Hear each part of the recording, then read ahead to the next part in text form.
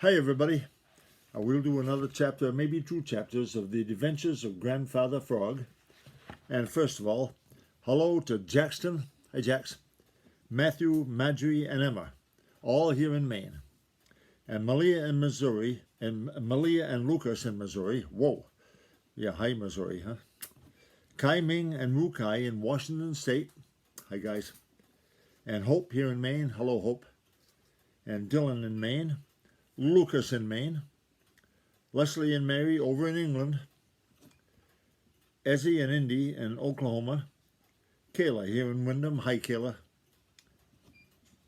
Let's see, Sylvia, Macy, and Lillian here in Maine, Happer and Judson here in Maine, Caden and Xander here in Maine.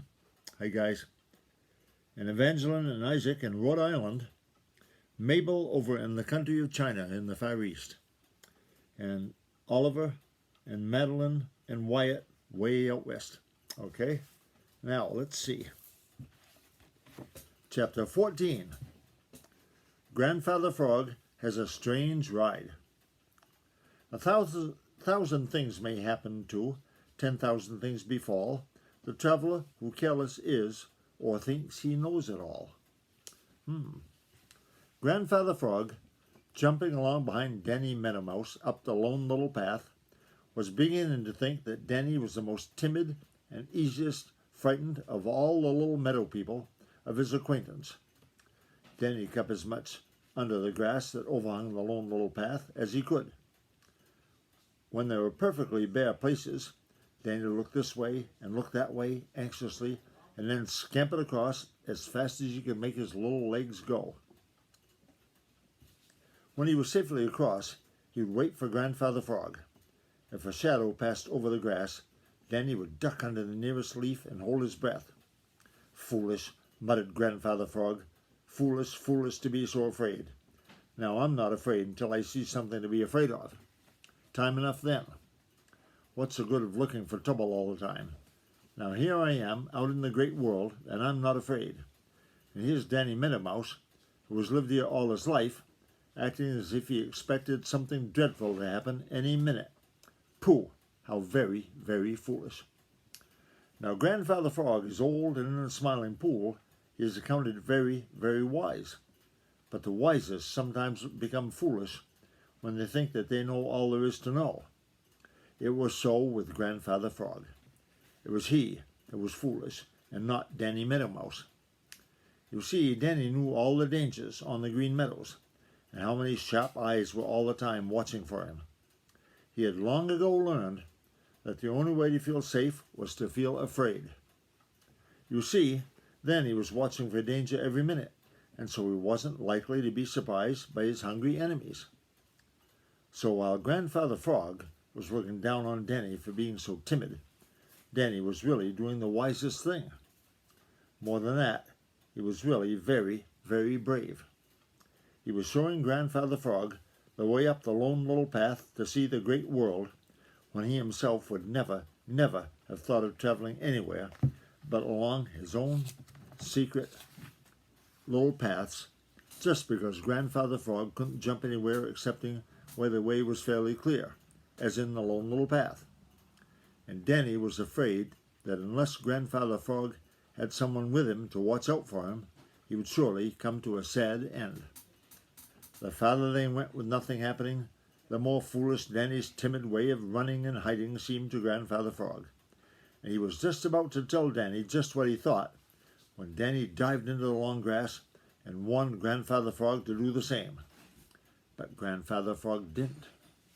"Chug-a-rum," said he. "I don't see anything to be afraid of, and I'm not going to hide until I do." So he sat still right where he was, in the middle of the lone little path, looking this way and that way, and seeing nothing to be afraid of. And just then, around a turn in the lone little path came, who do you think? Why, Farmer Brown's boy. He saw Grandfather Frog, and with a whoop of joy, he sprang for him.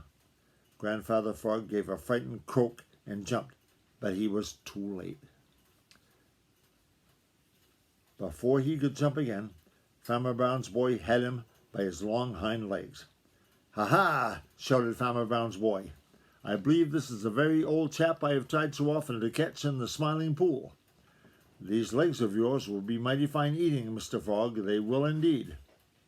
With that, he tied Grandfather Frog's legs together, went on his way across the Green Meadows, with poor old Grandfather Frog dangling from the end of a string. It was a strange ride, and a most uncomfortable one. With all his might, Grandfather Frog wished he had never thought of going out into the great world. I bet he did. And that's the end of that chapter. Now we're going to keep right on going and read chapter 15. Grandfather Frog Gives Up Hope. With his legs tied together, hanging head down from the end of a string, Grandfather Frog was being carried he knew not where by Farmer Brown's boy.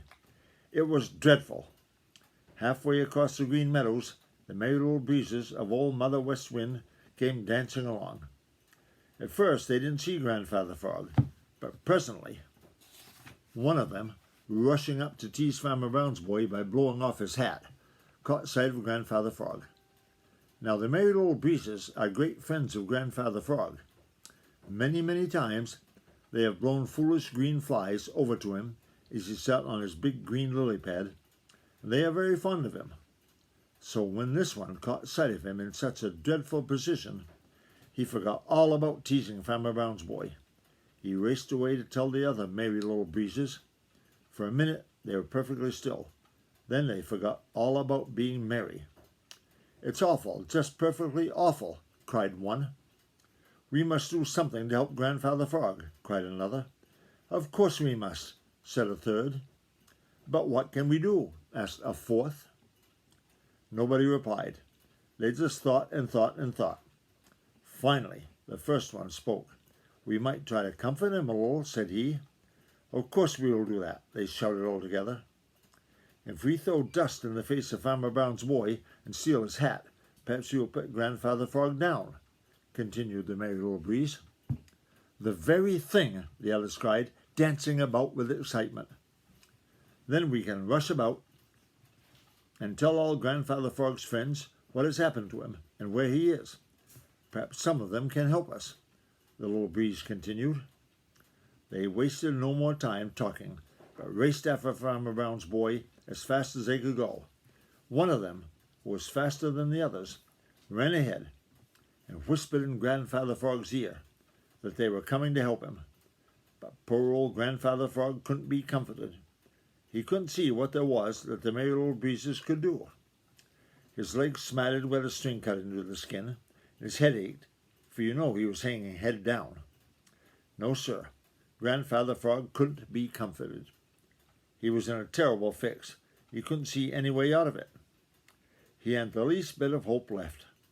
And all the time Farmer Brown's boy was trudging along, whistling merrily. You see, it didn't occur to him to think how Grandfather Frog must be suffering, how terribly frightened he must be. He wasn't cruel. No, indeed, Farmer Brown's boy wasn't cruel. That is, he didn't mean to be cruel.